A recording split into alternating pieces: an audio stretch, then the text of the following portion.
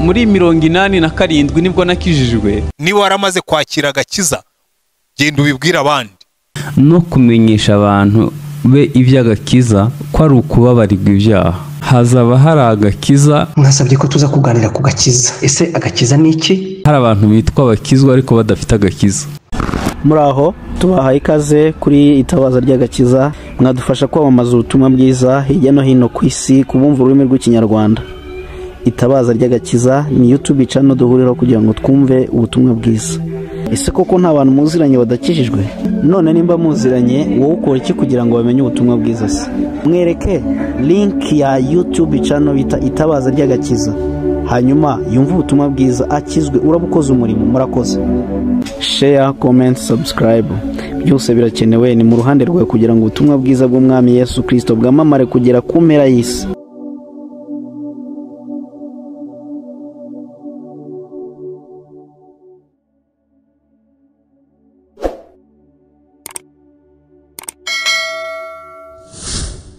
Haleluya, haleluya. Ikaze ku itabaza ry'agakiza, twiga ijambo ry'Imana. Muri kumwe na Eva Twahirwa M.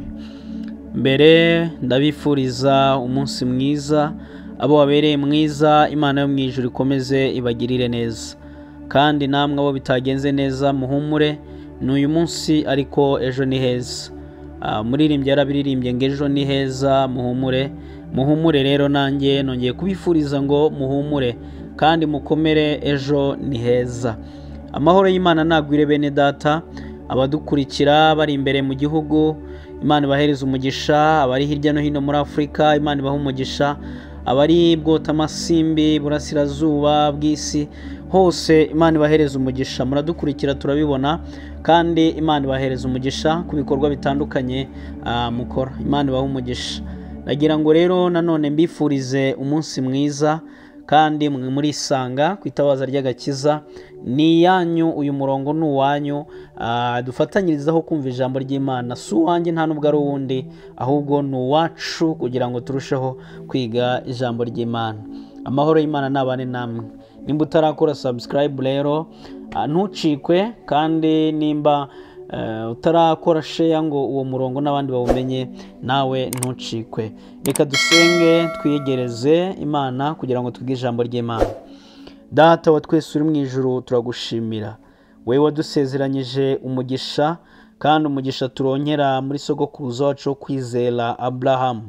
Wowe wamuhaye Mana ukamubwira akagwira nk'inyenyeri zo mu kirere, kandi azagwira nk'umusenyi wo ku nyanja.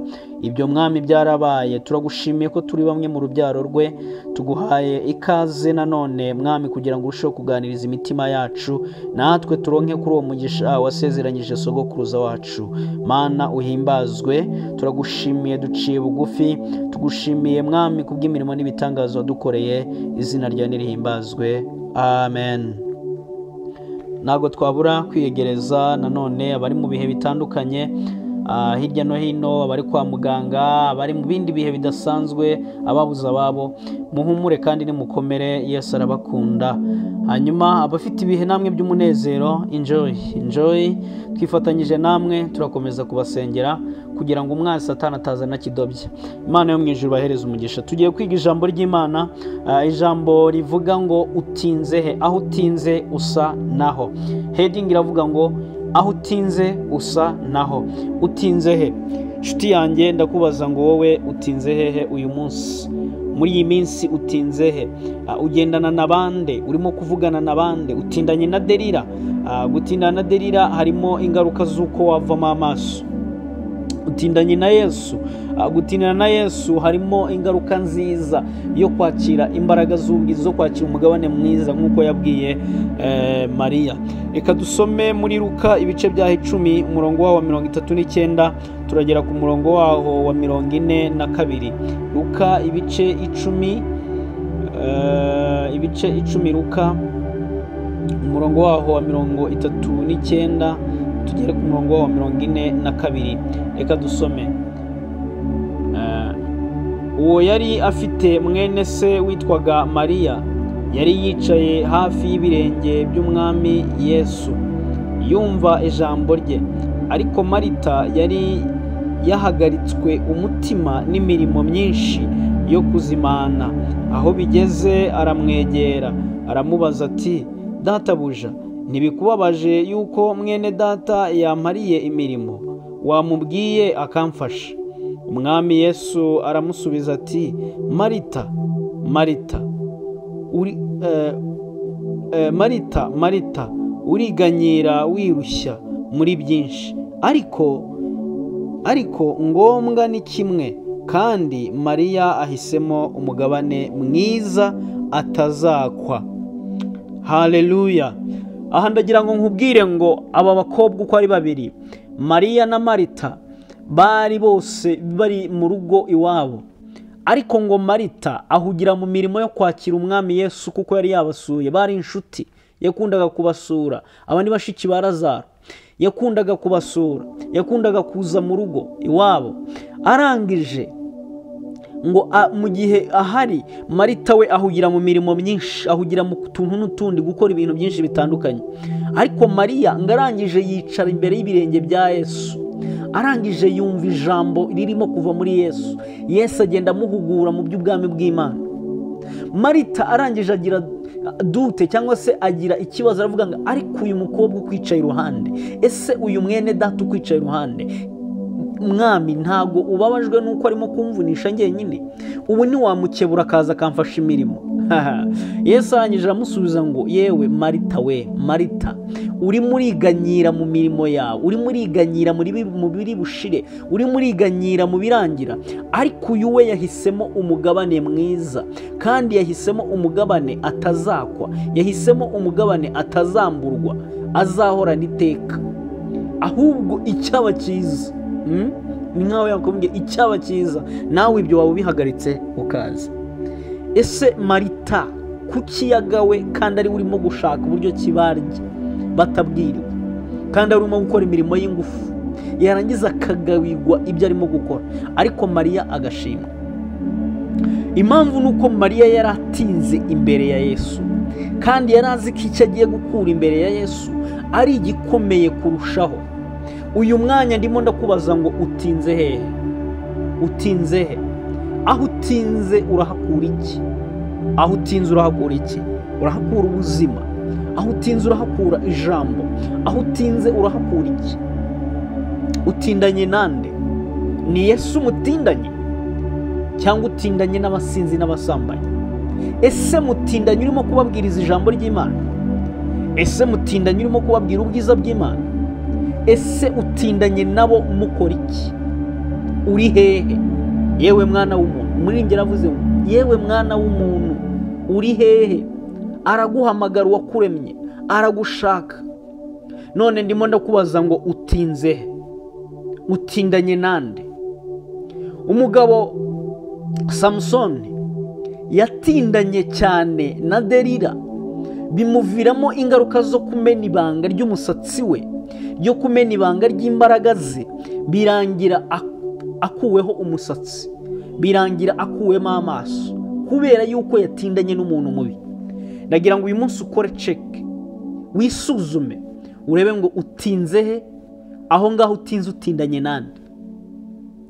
Mariya yagiriwe umugisha wo gutindana n'Imana, umugisha wo kumva amagambo y'ubwiza bwa Yesu, umugisha wo kwicara imbere y'ibirenge bya Yesu. Arangije ngo aricara, atega amatwi, yumva amagambo aturuka mu kanwa ka Yesu. Haleluya.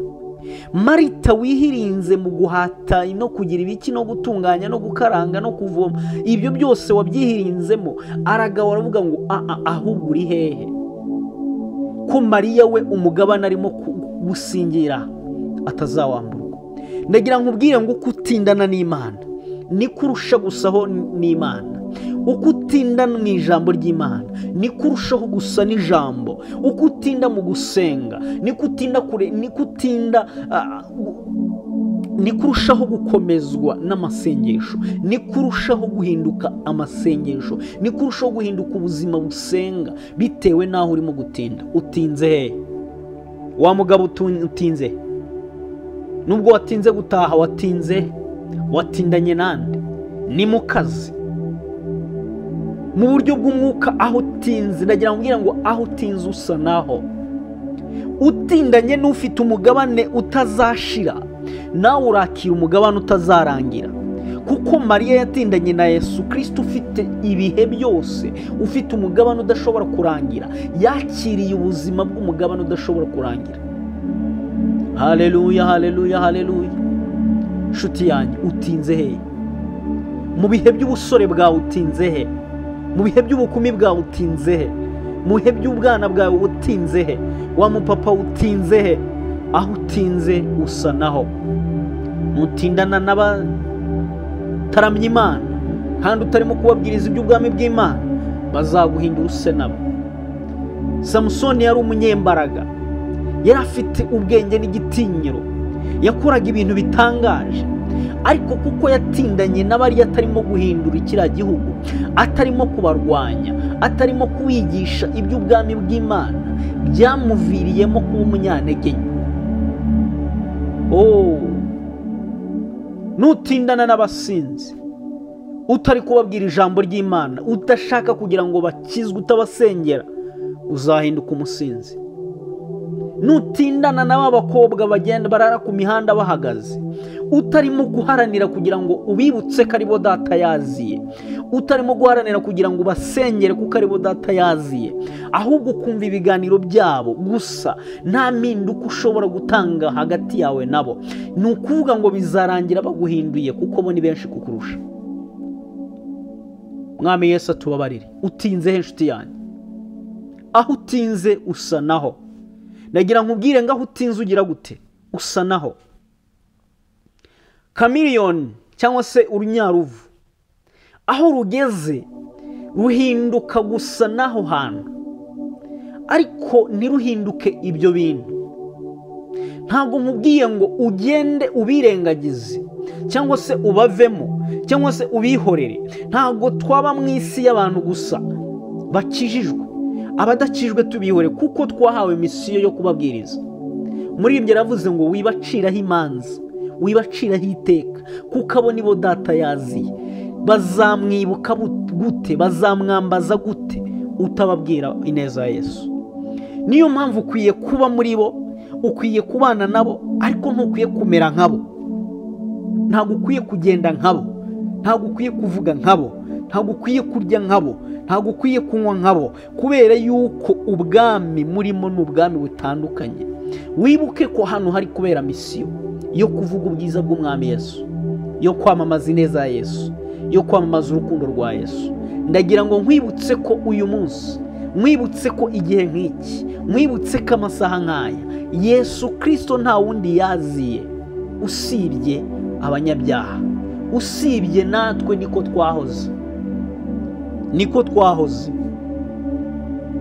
muri ibyo byaha, twahoze dusambana, twahoze dusinda, twavukiye mu miryango itari myiza, twavutse turi mu miryango imeze nk'ivumwe, ariko kubw'urukundo rwa Yesu Kristo duhinduka ibyaremwe bishya. Kandi wahindutse icyaremwe gishya, nahindutse icyaremwe gishya kubera ko hari uwambwirije, kuko hari uwakubwirije. None we kitarano wayifashe ukayigumanira gusa, kuki umucyo wawubonye ariko ukawugumana, ukawutwikira intonga, ukawutwikira, abandi bazabwirwa n'iki ko hari umucyo? Ndagira ngo nkubwire ngo ahantu utinze hasuzume neza, umenye ngo utinze he, utinze mu biki, utinze uvuga iki, utinze ukora iki, utindanye nande? Ese utinze imbere y'ibirenge bya Yesu? Utinze he nshuti yanjye? Aho utinze usa naho.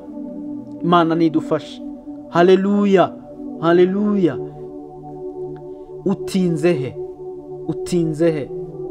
Yakobo ibice 4:8 hatubwira ngo nimwegere Imana namwe izagira gute? Izabegera. Ese wegereye Imana? Wegereye Imana?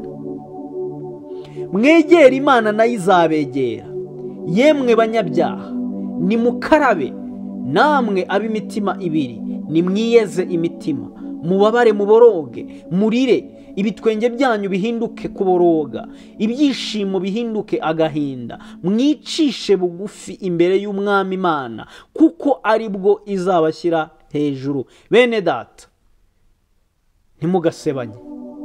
Usebya mwene se cyangwa agacira mwene se urubanza aba asebya amategeko, kandi niyo aba abaciriye urubanza. Ariko nucira amategeko urubanza ntuba uyashohoje, ahubwo uba ubaye umucamanza. Imana nidufashe. Yemwe bakwise amazina muri icyo cyaro, muri karitsiye bakwise rwa runaka, bakubatije amazina, aho unyuze baranura kuko bazi ko ihene uri buyiziture. Ntibakizizirika barayifata, ibipangu banika imyenda bahicaye. Muri saro iyo basuye ntibashobora kujya mu cyumba utarasinzira, nujyayo barakushyiraho umuntu murarana utajya usinzira, kubera yuko bazi uko uri. Ariko hari inkuru nshyashya nkufitiye inshuti, yuko Yesu agukunda, yuko Yesu ari umugwaneza, yuko Yesu ari umunyembabazi, kandi imbabazi ze zituma babarira ibyaha.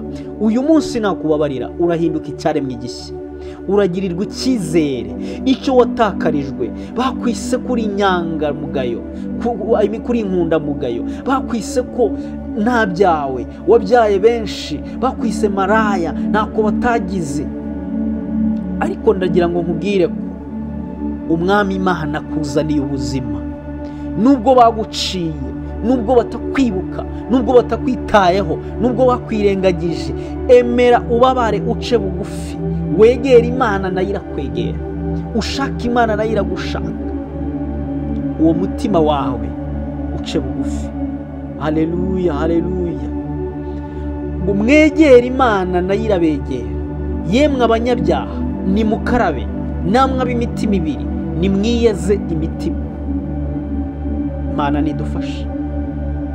Nshuti mwene data, utinze he? Utindanyeyo nande? Urimo gukora iki?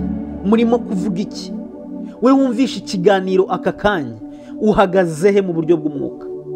Urimo uraganirira he? Urimo uraganira iki? Mu mutima ufitemo iyihe mipango? Yesu aragukunda. Hindukira, hinduka, imitima ibiri uyireke, wiyeze kandi ukarabe. Umutakambire ni umugwaneza, ni umunyembabazi. Twebwe abantu twarabiremye, twavuze yuko udashobora kugira aho umegera, bavuze yuko udashobora kugira aho ugera, bakwatuyeho amagambo mabi, bakuvuzeho imivumo myinshi, yewe naho ukomoka nibyo barahiriye ko uzaba icyo ngicyo uri cy'ubu. Ariko Yesu Kristo ahari kugira ngo aguhindure ikindi batigeze bavuga batanazi.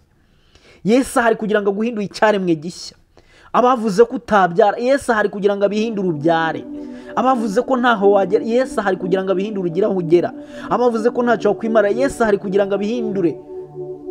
Haleluya, haleluya, haleluya. Ndagushishikariza kwegera Imana. Utinze he mwene data? Utinze mu biki? Wa mudamu utinze mu biki? Urashatse ariko ntabwo unyurwa. Uwo niwe Imana yaguhaye. Tuza, shyira hasi umupira, utuza, senga, shaka Imana, va mu byo kujarajara. Umubiri urimo gushira no kwifuza ko irari, kwifuza kurashirana n'irari ryabyo n'ibihe byabyo. Tuza, uri umwana w'Imana, wamenewe amaraso, waviriwe amaraso, watanzweho ikiguzi kinini. Yesu aragukunda, Yesu akwitayeho, Yesu aragushaka. Yesu ni umunyembabazi, urukundo rwe ruri kuri wowe, amaso ye ari kuri wowe. Utinze he mwene data? Ese utinze mu biki? Utindanye nande? Utinze uvuga iki? Utinze ukora iki? Utinze hehe? Yesu aragushaka. Yewe utinze mu buraya, Yesu aragushaka. Yewe utinze mu businzi, Yesu aragushaka. Yewe utinze mu bibazo, Yesu aracyagushaka. Yewe wavuze ko Imana yagutaye, wowe ntiyagutaye. Wari uri mu ishuri urangije urivamo ritarangiye, ngo dore Imana yandetse ni training, ni ishuri wari urimo. Mu burwayi aho ngaho utinzemo, ese urimo urasenga, uracyizera, urakiringiye Yesu? Muri ubwo burwayi utinzemo, urakizera Yesu? Muri ibyo bibazo watinzemo, urakizera Yesu? Muri iyo mibabaro bagushyizemo, urakizera Yesu? Ngo dore abantu barantaye, wavuze yuko nta muntu n'umwe wakongera kwizera. Nibyo, ariko hari uwo kwizerwa ari we Yesu Kristo. Hari uw'imbabazi n'ibambe ryinshi ni we Yesu Kristo. Agufitiye impuhwe, ntako batagize bararoze, ntako batagize bakugiriye hirya no hino mu bihugu barambutse, ariko hari ugufitiye impuhwe yo kuguhindura muzima. Haleluya. Twahindutse bazima, duhindurwa n'amaraso ya Yesu, duhindukana bazima na Kristo uwadupfiriye akisanisha natwe, kuko twari twarapfuye ku byaha yemera kutuzura ngo tubane bazima nawe.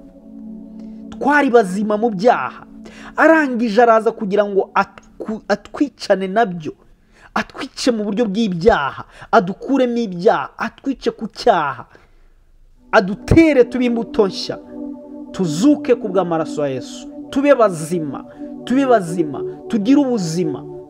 Haleluya. Nimba utarapfa ku byaha, nimba utarapfa kuri kamere, nimba utarapfa ku ngeso mbi, ngo wemere kwinjirana mu rupfu na Yesu Kristo, urwo yinjiyemo kugira ngo akuronke, ntabwo ushobora kuronka ubuzima. Ukiri muzima mu byaha ntushobora kuba muzima mu bugingo, ariko upfuye mu byaha uba muzima mu bugingo. Haleluya. Amahoro y'Imana naganze muri mwe bene data. Yesu aragukunda, Yesu aragushaka, aracyaguhamagara. Banze kukubwiriza, banakunyuraho ngo nibavugana nawe ngo utabanduza kuko uri umunyabyaha, ariko ni wowe Yesu yaziye. Ndagira nkubwire ngo ni wowe Yesu yaziye. Nubwo bakwanga bakakwihorera bakavuga ngo yarasinze yabaye kazizi, ntacyo twamubwiye, ni wowe Yesu yaziye. Uyu munsi nimba unyumva, ngwino Yesu aragukunda. Haleluya. Ngo ni maraya, ngo ni umusambanyi ruharwa, sinavugana nawe batabona ko nawe uri umusambanyi. Ndagira ngo nkubwire ngo Yesu aragukunda. Banze kubikubwira kugira ngo badasa nkawe, kugira ngo batavuga ko bameze nkawe, ariko Yesu aragukunda. Uyu munsi ndaguhamagara kugira ngo umenye ko urukundo rwa Yesu rukigushaka, ruracyakuriho. Amaraso ya Yesu Kristo aracyakuriho, ubwiza bwa Yesu Kristo buracyakuriho, ineza ya Yesu Kristo iracyakuriho. Yesu ijisho rye riracyari kuri wowe. Niyo mpamvu uyu munsi ukiriho, yaba wemera gukabikosora. Umwanzi Satani ataragutsinda aho hantu, ni umugome, ni umugambanyi, ni umwicanyi, arashaka kukwica no kukurimbura. Ngwino Yesu agutegeye amaboko nshuti yanjye. Va mu byaha, va mu busambanyi, va mu businzi, va mu igomwa, va mu bugambanyi, va mu bujura, bivemo. Yesu aracyagutegeye amaboko. Arashaka kukubona wihana, arashaka kukubona urira, arashaka kukubona uboroga, arashaka kukubona usaba imbabazi, kandi akugirire neza. Yaguhindura. Nubwo umaze igihe kinini mu busambanyi, nubwo umaze igihe kinini warakoronejwe no kwikinisha mu buryo bw'ibanga abantu batanazi, nubwo wakoronejwe n'ibihe byinshi bitandukanye ugenda unyuramo, ibikomere byinshi byatumye utakaza icyizere, ariko Yesu ahari kugira ngo akugarure icyizere. Ngwino mwene data, ngwino Yesu aragushaka, ngwino Yesu aragukunda, ngwino Yesu akubabarire, ngwino Yesu akugirire neza. Mumwegere, mubwire uti mbabarira ndarushye. Haleluya, haleluya. Wowe unyumva, dusenganira isengesho, vuga uti mwami Yesu ndarushye, mwami Yesu ntabara, mwami Yesu mbabarira ibyaha byanjye byose, ibyo nakoze, ibyo nibuka n'ibyo ntibuka. Mbabarira Yesu, mbabarira Yesu, mbabarira Yesu, mbabarira Yesu, Yesu mbabarira. Amaraso ya Yesu akweze. Yesu Kristo nakubabarire. Ubuntu bw'Imana bukubeho, umuco w'Imana nukubeho, ineza y'Imana nikubeho, icyubahiro cy'Imana kikubeho, umuriro w'Imana umanuke ku buzima bwawe, uguhindura icyaremwe gishya. Haleluya, haleluya. Turashaka kumva no kuvuga inyigisho zibwira abantu ko babonye viza, ariko hari umurimo ukomeye wo kubwiriza abantu kugira ngo bakizwe. Ese abo muturanye barakijijwe? Iyo ugenda mu muhanda nta bantu ubona, bari ku mihanda bateze kubera ubusambanyi, ntabona abagwirirana basinze, nyamara wowe wambaye neza, wambaye suti, uranababona ngo dore byaranze. Ukora iki? Utinze he? Aho utinze hatuma ubasengera. Wowe utinze mu byaha, wowe utinze mu mibabaro, wowe utinze mu gahinda, wowe utinze mu burwayi, Yesu arahari ngo akubabarire. barakwanze ariko Yesu aragukunda, bakuvuga nabi ariko Yesu yakuvuga neza, arakuzura uwe, ababajwe n'ibyo ukora, ababajwe n'ibyo ukora, ababajwe n'ibyo byaha urimo, ababajwe n'ibyo byaha urimo, ababajwe n'amajoro urara, ababajwe n'ibitutsi uvuga, ababajwe n'amagambo uvuga, ababajwe n'ibyagukoroneje. Yesu aragukunda, ngwino Yesu akuruhure, va mu byaha Yesu akuruhure, ngwino umusanga akugirire neza, ngwino wumva amagambo y'ihumure, ngwino akugirire ubuntu. Warasenze ubona urubyaro rutinze kuza, ujya mu bapfumu, uye wararambiwe, garuka Yesu akugirire ubuntu, garuka utegereze Yesu. Ana yategereje umwana igihe kinini, Sara yategereje umwana igihe kinini. Kuki wowe warambiwe bigatuma usubira inyuma mu bapfumu? Kuki wowe warambiwe bigatuma usubira inyuma mu byaha? Garuka Yesu akuruhure. Wabyariye mu rugo, uravuga ngo n'ubundi byararangiye, ngo ndabona n'ubundi ntacyo ndamira, ngo reka nkomerezeho nkora umwuga, reka mbigire umwuga n'ubundi basibanyishije ko ndiyo. Aya, ngwino Yesu akuruhure, ngwino Yesu akugirire neza, ngwino Yesu agutabare. Yesu agufitiye impuhwe izo abandi batagufitiye, Yesu arazigufitiye. Ineza batagufitiye, Yesu arayigufitiye. Ndakwibutsa ko Yesu agukunda, ku kigero kibi cyose bakwanzeho n'icyo bakuvuzeho, Yesu Kristo agufitiye impuhwe. Haleluya. Yaba wumvaga icyo Yesu agushakira, ewe mwana w'umuntu, Yesu aragushaka. Wibaciraho iteka, biguciraho iteka ni wowe Yesu yaziye, bikuvuga nabi ni wowe Yesu yaziye.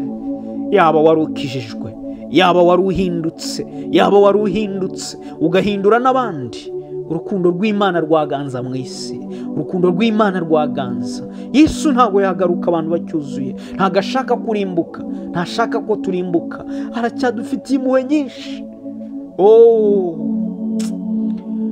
Mana tubabarire, duhereze imbaraga zo kuvuga ubutumwa. Uyu mwene data ukiri mu byaha, ndamwatura imbaraga z'amaraso yawe. Uyu musore utinze mu byaha, imbaraga zawe zimukoreho. Uyu mugabo utinze mu busambanyi, umugabo utinze mu butinganyi, utinze mu kwikinisha, abakobwa babitinzemo, Mana batabare. Aba bana babitinzemo, Mana batabare.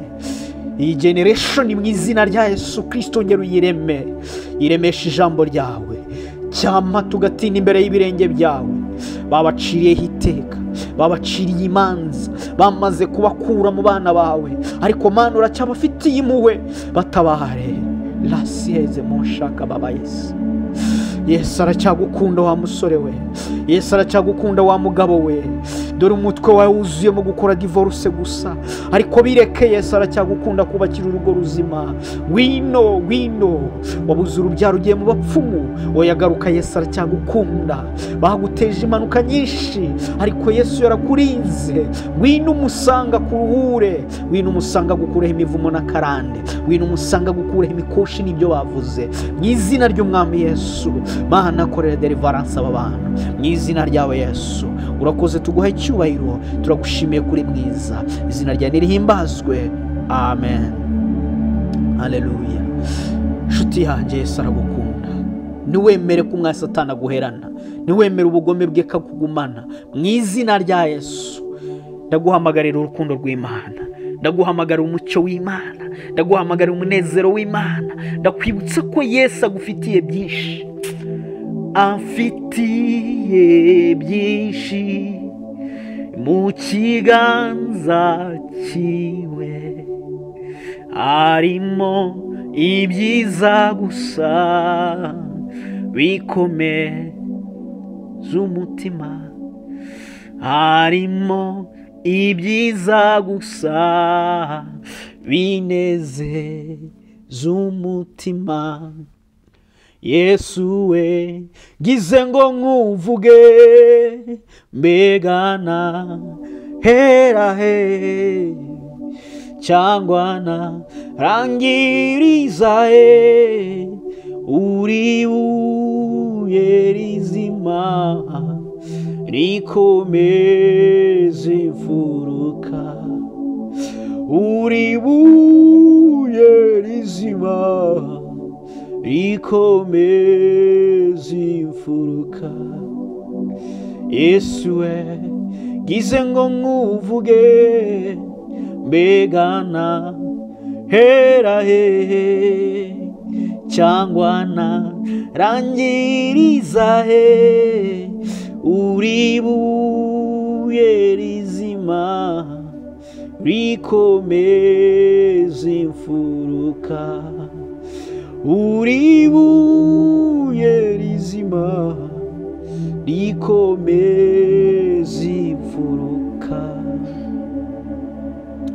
Amahoro y'Imana nabe kuri mwe, urukundo rw'Imana nirubagote, icyubahiro cy'Imana kibabeho.